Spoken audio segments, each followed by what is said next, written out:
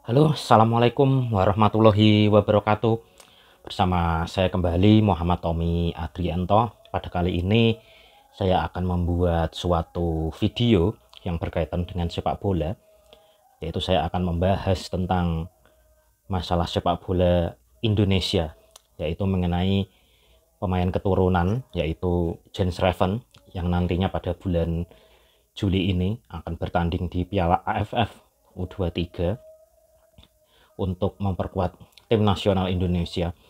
Nah, pada hari ini saya mendapatkan informasi yang cukup mengejutkan karena Jens Reven, striker timnas U23 ini dikabarkan secara resmi pindah ke Bali United dan pastinya nanti akan bermain di Liga Indonesia. Nah, ini membuat kaget semua pecinta sepak bola Indonesia dan pecinta tim nasional Indonesia karena memang nama Jens Reven ini tidak pernah dikabarkan akan pindah ke Liga Indonesia. Namun pada hari ini faktanya Jens Reven akan bermain di Bali United dan akan berkarir di Liga Indonesia. Nah, sebelumnya Jens Reven bermain di FC Dordrecht selama 2 tahun, dan FC Dordrecht ini dia bermain di Liga Belanda U21, dan karena penampilannya yang berada di FC Dordrecht ini, Jens Reven dinaturalisasi untuk memperkuat tim nasional Indonesia kelompok umur yaitu U20 sebelumnya, dan karena penampilan yang cukup bagus di tim nasional Indonesia U20, akhirnya sekarang dipanggil untuk memperkuat tim nasional U23.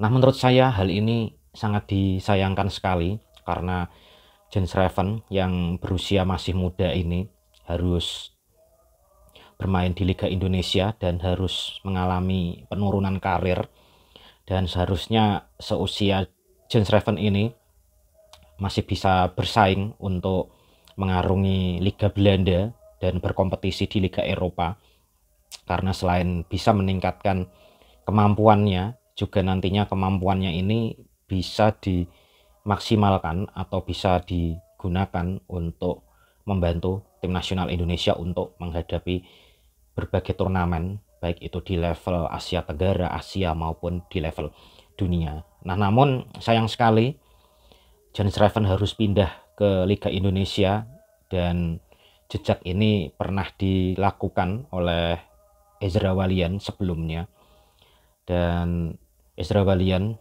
sampai saat ini karirnya tidak begitu meningkat, dan menurut saya karir dari Ezra Walian ini cukup stagnan.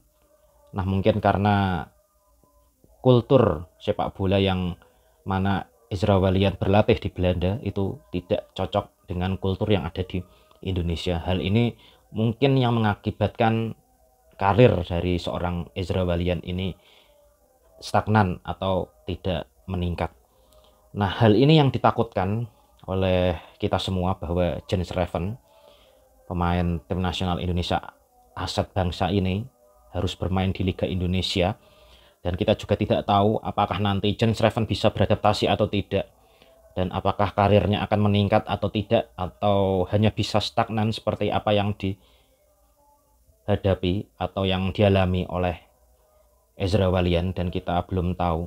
Nah, namun dari pendapat saya sendiri, hal ini sangat cukup mengecewakan, dan karena yang kita harapkan sebagai pecinta sepak bola Indonesia adalah Jens Reven harus tetap bermain di luar sana, terutama di Liga Belanda yang mana kompetisinya cukup bagus baik di Belanda maupun di Eropa sendiri, dan persaingannya juga ketat. Nah, inilah yang diharapkan kita semua bahwa Jens Reven tetap bermain di sana, dan nantinya pengalaman, skill yang dimiliki oleh Jens Reven dalam berkompetisi di Belanda dan di Eropa itu bisa digunakan dan bisa dibagi ilmunya ke tim nasional Indonesia, sehingga bisa meningkatkan prestasi dari tim nasional Indonesia itu baik di tingkat Asia Tenggara, Asia maupun di tingkat dunia. Nah, namun kenyataannya banyak sekali pemain-pemain tim nasional Indonesia, pemain-pemain yang sebelumnya keturunan lalu dinaturalisasi dan memperkuat tim nasional Indonesia, justru selama ini karirnya mengalami penurunan. Dan yang kita harapkan, sebelumnya mereka bermain di Eropa, bermain di Belanda tentunya dan liga-liga lainnya, karena mereka bermain di level tersebut, akhirnya kita pantau dan kita naturalisasi untuk menjadi tim nasional Indonesia.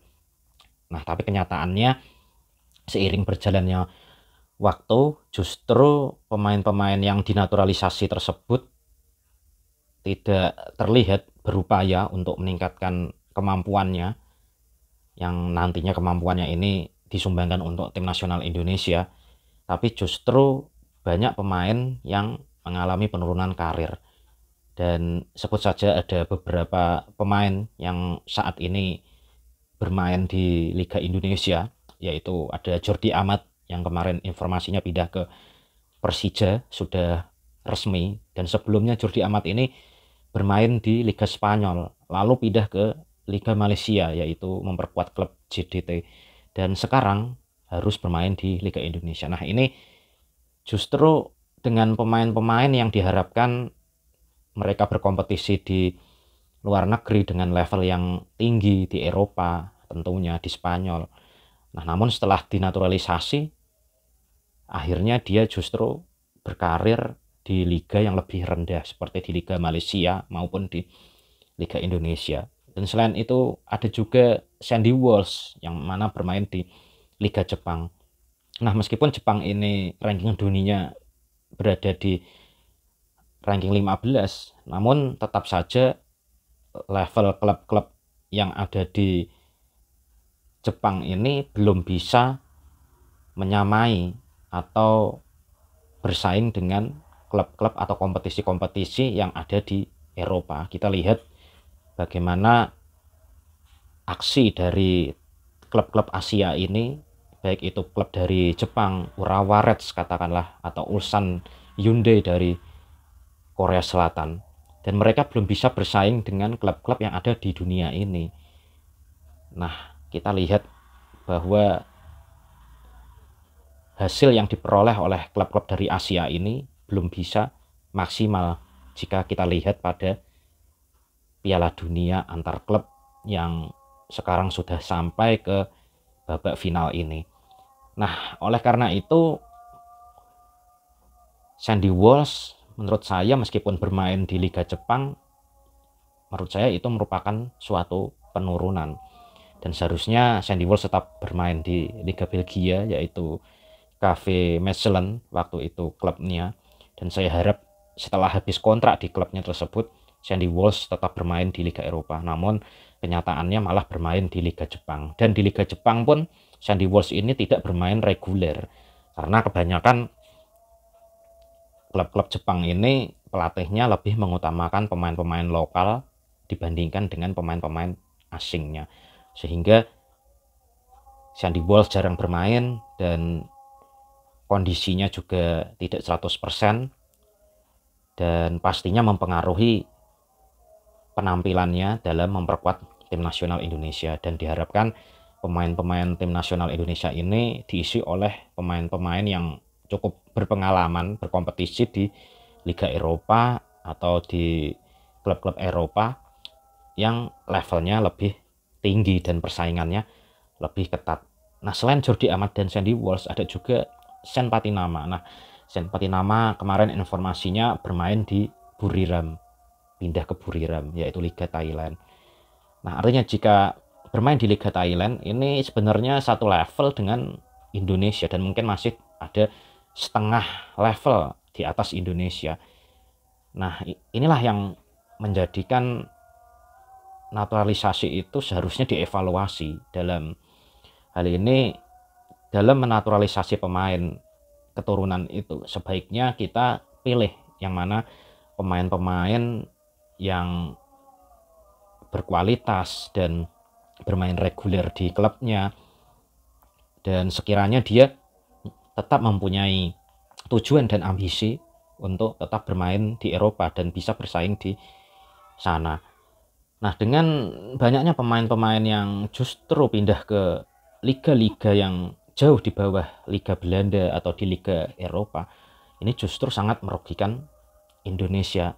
Dan tujuan awal kita menaturalisasi pemain keturunan itu adalah karena dilihat kualitas mereka di atas kita, karena mereka bermain di liga-liga Eropa yang mana kompetisi yang ada di sana cukup berkualitas dan cukup ketat persaingannya.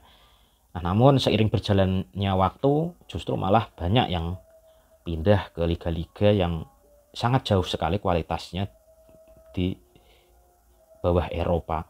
Seperti contohnya tadi ada Jordi Amat, Sandy Walsh, Sen Patinama, dan sebelumnya ada Rafael Strijk yang pindah ke Brisbane Roar Liga Australia. Dan di Liga Australia pun Rafael Strijk ini juga jarang bermain secara reguler. Nah, hal ini sangat merugikan sekali dari pemain tersebut dan juga nantinya akan mempengaruhi penampilannya di tim nasional Indonesia. Nah, dan Rafael Strijk sendiri informasinya bahwa juga akan pindah ke Liga Indonesia, yaitu akan bermain di Dewa United. Nah, inilah yang menjadi saya pribadi sangat kecewa karena memang sebelumnya banyak sekali pemain-pemain keturunan yang berpencar di seluruh dunia. Nah, namun tim nasional Indonesia hanya melirik pemain-pemain yang berada di liga-liga Eropa yang kualitasnya lebih bagus. Karena kita banyak keturunan dari Belanda, kita ambil di sana. Dan bahkan banyak yang dari Qatar, ada yang bermain di Qatar, ada yang bermain di Liga Jepang yang mempunyai keturunan Indonesia. Tidak kita lirik karena apa? Karena kita lihat mungkin kualitasnya dengan pemain Indonesia tidak jauh berbeda. Oleh karena itu banyak pemain-pemain keturunan yang non bermain di Liga Eropa itu tidak dipanggil. Nah, kecuali ada Martin Paes yang bermain di Liga Amerika Serikat, dan memang Martin Paes itu hasil dari didikan Liga Eropa di Belanda. Dan banyak sekali yang sebenarnya pemain-pemain tersebut mempunyai keturunan Indonesia yang mungkin jika mereka diajak untuk memperkuat tim nasional Indonesia untuk dinaturalisasi pasti mereka mau. Nah, karena menurut saya mungkin Liga Eropa ini kita nilai liga yang paling berkualitas di dunia, kompetisinya bersaing ketat, makanya pemain-pemain keturunan yang berada di Eropa tersebut kita naturalisasi. Nah, namun seiring berjalannya waktu justru malah mereka bermain atau kembali ke Liga Indonesia sehingga bisa dikatakan karir mereka mengalami penurunan yang cukup drastis. Nah, inilah yang menjadi kendala, dan memang kita butuh naturalisasi, tapi naturalisasi ini kita membutuhkan memang pemain-pemain yang benar-benar berkualitas, tidak asal bermain di Eropa, bermain di klub Liga Eropa, tidak bermain reguler, kita naturalisasi dan ujung-ujungnya pemain-pemain tersebut tidak bisa bersaing di Eropa dan akhirnya bermain di liga-liga yang berada di bawah Liga Eropa seperti katakanlah di Indonesia, di Malaysia, di Jepang dan lain sebagainya, di Thailand. Nah, inilah yang harus dievaluasi tentang masalah naturalisasi ini, dan sebaiknya PSSI harus lebih memperhatikan lagi kualitas dari pemain-pemain tersebut dan juga komitmen pemain-pemain tersebut. Dan sebelum dinaturalisasi, sebaiknya PSSI memberikan nasihat atau memberikan arahan bahwa apabila dinaturalisasi ini mereka juga harus bisa bersaing di Eropa dan bisa meningkatkan karirnya agar bisa membantu tim nasional Indonesia, agar tim nasional Indonesia ini bisa berkembang. Nah, cukup disayangkan sekali justru banyak pemain-pemain tim nasional Indonesia yang sebelumnya bermain di Liga Eropa dan akhirnya sekarang mengalami penurunan karirnya sehingga bermain di liga-liga yang jauh levelnya. Dan jika seperti ini seharusnya sementara naturalisasi itu dihentikan atau dievaluasi untuk sementara waktu, dan di kemudian hari harus dipastikan bagaimana komitmen dan kemampuan dari pemain-pemain yang akan dinaturalisasi ini. Dan dengan adanya dinamika seperti ini, seharusnya PSSI juga harus berpikir ulang dan harus melakukan evaluasi terhadap program naturalisasi ini. Dan sangat disayangkan sekali pemain-pemain yang kita harapkan bisa berkembang karirnya di Eropa, menjadi kebanggaan Indonesia, dan nantinya ia dipanggil ke tim nasional Indonesia dan memperkuat tim nasional Indonesia, bisa mengangkat prestasi dari tim nasional Indonesia, namun sayang sekali harus pindah ke liga-liga yang mana seharusnya levelnya jauh di bawah Liga Eropa. Nah, oke, mungkin begitu saja informasi dari saya, dan mohon maaf apabila ada kata-kata saya yang kurang berkenan, dan sampai jumpa lagi pada video-video saya berikutnya. Saya Muhammad Tommy Adrianto, konten kreator Bung Tommy Channel. Saya pamit dulu. Wassalamualaikum warahmatullahi wabarakatuh.